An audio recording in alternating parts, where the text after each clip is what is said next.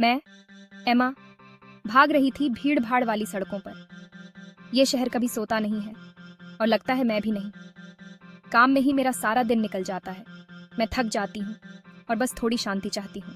एक शाम काम से घर जाते हुए एमा का सामना एक अजीब से एंटीक शॉप से हो जाता है। दुकान की खिड़की से आती हुई हल्की सी रोशनी उसे अपनी तरफ खींच रही थी। एक बूढ़े आदमी जिनकी आंखें बहुत ही दयालु थीं, काउंटर के पीछे बैठे थे। कुछ खास देख रही हो बेटी?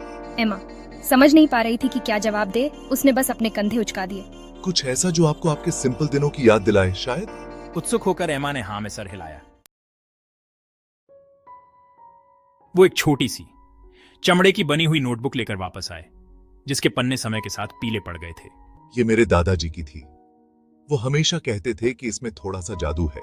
एमा ने झिझकते हुए नोटबुक ले ली। उसका घिसा हुआ चमड़ा उसकी उंगलियों के नीचे मुलायम लग रहा था। उसने खाली पन्नों को पलटा। रहस्य की भावना उस पर हावी हो रही थी। कितने का है? एक तोहफा है। ये आपको वो शांति दे जो आप ढूंढ रही हो। भ्रमित लेकिन आभारी एमा ने उसे धन्यवाद दिया और दुकान से चली गई।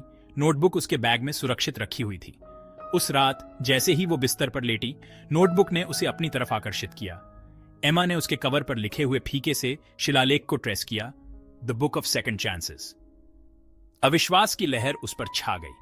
फिर भी उत्सुकता उस पर हावी हो गई और उसने पहला पन्ना खोला। उसे आश्चर्य हुआ। फीकी स्याही से लिखी एक लाइन दिखाई दी, क्या आप चाहती हैं कि आपने कुछ अलग किया होता? एम्मा उस सवाल को घूर रही थी। उसका दिमाग तेजी से दौड़ रहा था। तुरंत ही उसके अतीत की एक स्पष्ट याद सामने आई। एक ऐसा पल जिसके लिए उसे हमेशा पछतावा रहा। यह वह दिन था जब उसका अपने सबसे अच्छे दोस्त लियम के साथ झगड़ा हुआ था। उनकी दोस्ती कभी नहीं सुधरी और लियम जल्द ही कहीं और चला गया। एमा उसे बहुत याद करती थी। उसने नोटबुक में लिखना शुरू कर दिया, अपनी भावनाओं को उड़ेल दिया। नोटबुक से एक गर्म चमक निकली। पन्ने पर लिखे शब्द गायब हो गए। थकी हुई एमा सो गई। उसे कम ही पता था कि नोटबुक में लिखने के उसके साधारण से कार्य ने घटनाओं की एक श्रृंखला को गति दे दी है। नोटबुक का जादू काम करना शुरू कर चुका था। अगली सुबह एमा अजीब सी फीलिंग के साथ उठी। पिछली रात की घटनाएं एक अजीब से सपने जैसी लग रही थीं। वो अपने दिन के कामों में लग गई। नोटबुक की यादें धुंधली पड़ती जा रही थीं। लेकिन जैसे ही वो अपने अपार्टमेंट की बिल्डिंग से बाहर निकली, उसकी नजर एक जाने पहचाने चेहरे से टकराई। लियम मुस्कुराया। उसकी आंखें चमक उठीं। S1 media. Man's eyes lighting up. Woman recognizing a friend with surprise. Liam? Hey Emma, बहुत दिन हो गए। एमा अपनी आंखों पर विश्वास नहीं कर पा रही थी। ये वही था, लेकिन कुछ अलग था। वो ज्यादा खुश लग रहा था, ज्यादा निश्चिंत। उन्होंने पूरा दिन पुरानी बातें करते हुए बिताया। बिछड़े हुए साल ऐसे पिघल गए जैसे वे कभी अलग हुए ही ना हों। जैसे ही दिन ढलने लगा, लियम उसकी ओर मुड़ा। उसके चेहरे पर झिझक थी। सुनो एमा, उस बारे में जो इतने साल पहले हुआ था। कोई बात नहीं लियम, मैं समझती हूँ। ऐसा था जैसे झगड़ा कभी हुआ ही ना हो। उनकी दोस्ती पहले जैसी ही हो गई थी। भाग 5 चॉइस ऑफ बर्डन। भावनाओं से अभिभूत मैं अपने अपार्टमेंट वापस भागी। नोटबुक मेरे हाथ में कसकर जकड़ी हुई थी। उसने पिछली रात को लिखे अपने शब्दों को फिर से पढ़ा। उसका दिमाग उस दिन की घटनाओं से घूम रहा था। नोटबुक ने वास्तव में काम किया था। यह एहसास उसे बिजली के झटके की तरह लगा। मेरे पास अपना अतीत बदलने की, अपनी कहानी फिर से लिखने की शक्ति है। उसके अंदर उत्साह और डर दोनों थे। संभावनाएं अनंत लगती हैं, लेकिन इसके परिणाम क्या होंगे? क्या वो वास्तव में समय के नाजुक ताने बाने से बिना कोई नुकसान पहुंचाए छेड़छाड़ कर सकती है? दिन हफ्तों में बदल गए और एमा खुद को अपनी नई शक्ति के बोझ से जूझती हुई पाई। मैंने अतीत के पछतावे को फिर से देखा। हर एक बदलाव के लिए एक संभावित अवसर था।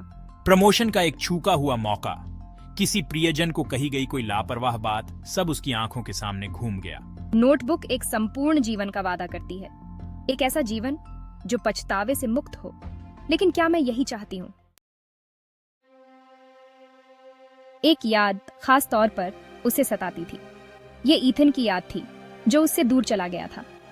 उनका प्यार बहुत ही भावुक और गहरा था, लेकिन गलतफहमियों और बातचीत में कमी के कारण उनका दर्दनाक ब्रेकअप हो गया था। सालों बाद भी एमा खुद को उसके बारे में सोचती हुई पाती थी। सोचती थी कि क्या हो सकता था। नोटबुक ने उसे अपनी कहानी फिर से लिखने, अतीत की गलतियों को पूर्ववत करने का मौका दिया। उसके पास वह परियों की कहानी जैसा अंत हो सकता था जिसका उसने हमेशा सपना देखा था। लेकिन जैसे ही उसने अपने इतिहास को बदलने पर विचार किया, संदेह की लहर उस पर छा गई। क्या ईथन के साथ उसकी सहमति के बिना उसके अतीत को फिर से लिखना उचित था? इससे भी महत्वपूर्ण बात यह थी कि क्या वह उसके लिए या खुद के लिए अपना अतीत बदल रही थी? क्या वह किसी ऐसी चीज को ठीक करने की कोशिश कर रही थी जो टूट गई थी, या बस अपने अतीत के दर्द से बचना चाहती थी? उसे एहसास हुआ कि नोटबुक केवल बदलाव का जरिया नहीं, बल्कि उसकी गहरी इच्छाओं और असुरक्षाओं को दर्शाने वाला एक आईना था। एम्मा जितना अधिक नोटबुक का उपयोग करके अपने अतीत को बदलने के बारे में सोचती थी, उतना ही उसे आपदा की संभावना का एहसास होता था। हर फैसले, हर गलती ने उसे आज वो इंसान बनाया था जो वो थी। अगर वह अपना अतीत मिटा देती तो क्या वो वही इंसान होती? क्या वो और मजबूत, दयालु और अधिक दयालु होती, या वो कोई अनजान बन जाती, बनावटी पूर्णता के समुद्र में खो जाती? नोटबुक की शक्ति नशीली थी, लेकिन इसकी एक कीमत थी। इसने उसके होने के अस्तित्व, उसके अनुभवों से सीखने और विकसित होने की क्षमता को छीनने की धमकी दी। एमा जितना अधिक अपने कार्यों के निहितार्थों पर विचार करती थी, उतना ही उसे एक आदर्श अतीत का पीछा करने की निरर्थकता का एहसास होता था। जीवन दर्द या पछतावे से बचने के बारे में नहीं था। यह उन सभी की गंदगी, अच्छे और बुरे को स्वीकार करने और दूसरी तरफ मजबूत होकर उभरने के बारे में था। एमा ने नोटबुक बंद कर दी। स्पष्टता का एक नया एहसास उस पर छा गया। वो अपने अतीत को ठीक करने में इतनी व्यस्त थी कि वो अपने वर्तमान की सुंदरता की सराहना करने में विफल रही थी। उसका जीवन अच्छा था, प्यारे दोस्तों और एक संपूर्ण करियर से भरा हुआ था। हाँ, पछतावे थे, लेकिन खुशी और संतोष के पल भी थे।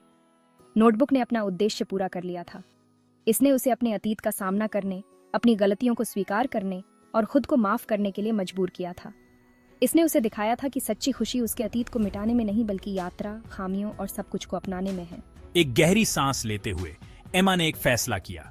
वो अपने अतीत को बदलने के लिए नोटबुक का इस्तेमाल नहीं करेगी। इसके बजाय वो इसे एक डायरी के रूप में इस्तेमाल करेगी, अपने अनुभवों, अच्छे और बुरे दोनों पर विचार करने के लिए एक जगह के रूप में। वो अपनी गलतियों से सीखेगी, अपनी जीत को संजोएगी और कृतज्ञता से भरे दिल से आगे बढ़ेगी। बूढ़ा आदमी सही कह रहा था। नोटबुक एक उपहार थी, उसकी कहानी को फिर से लिखने का जरिया नहीं, बल्कि आत्म खोज के लिए एक प्रेरक थी। इसने उसे सबसे बड़ा उपहार दिया था, चिंतन का उपहार, अपने अतीत से सीखने और विकसित होने की क्षमता और वर्तमान क्षण को अपनाने का ज्ञान। और एमा ने महसूस किया कि यही सबसे बड़ा जादू था। नोटबुक, जो कभी पछतावे और लालसा का प्रतीक थी, अब आशा और स्वीकृति का प्रतिनिधित्व करती थी।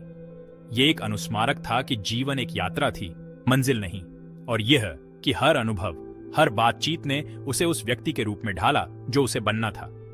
एमा ने अपनी आंखें बंद कर ली। शांति की भावना उस पर छा गई।